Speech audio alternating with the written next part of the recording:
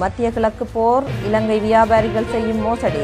எதிர்வரும் சிங்கள தமிழ் புத்தாண்டு பண்டிகை காலத்தை முன்னிட்டு கடந்த 20ஆம் தேதி முதல் சிறப்பு சோதனை மற்றும் புலனாய்வு திட்டம் ஒன்று தொடங்கப்பட்டுள்ளதாக நுகர்வோர் விவகார அதிகார சபை தெரிவித்துள்ளது.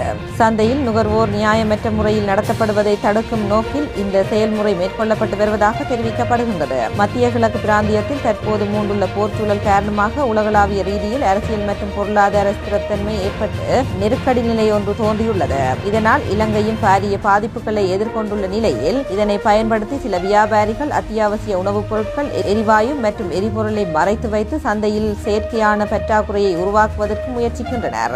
மேலும் பொருட்களின் விலைகளை நியாயமற்ற முறையில் பல வர்த்தகர்கள் உயர்த்தி வருவதன் காரணமாக அதனை தடுக்கும் நோக்குடன் இந்த சிறப்பு சோதனை நடவடிக்கைகள் ஆரம்பிக்கப்பட்டுள்ளதாக தெரிவிக்கப்படுகின்றது.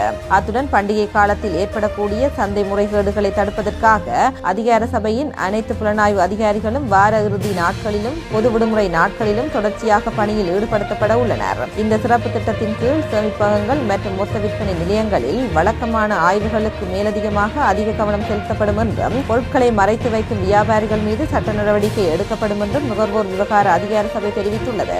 மேலும் அதிகபட்ச சில்லறை விலைக்கு மேல் விற்பனை செய்து பொருட்கள் மீது பதிவு செய்யப்பட்ட விலையை விட அதிக விலைக்கு விற்பனை செய்வது, விலையை காட்சிப்படுத்தாமல் இருப்பது, காலாவதியான பொருட்களை விற்பனை செய்வது, தரம் குறைந்த பொருட்களை விற்பனை செய்வது மற்றும் பற்றுச்சீட்டுகள் வழங்காமல் இருப்பது உள்ளிட்ட வர்த்தக முறைகேடுகள் தொடர்பான சோதனைகளும் விசாரணைகளும் மேற்கொள்ளப்பட உள்ளன. எரிவாயு விநியோகஸ்தர்கள் மற்றும் எரிபொருள் விநியோகங்களை தொடர்ந்து கண்காணிப்பதன் மூலம் நுகர்வோருக்கு தடையற்ற விநியோகத்தை உறுதி செய்ய நுகர்வோர் விவகார ஆணையகம் தலையிடும் என்றும் தெரிவித்துள்ளது.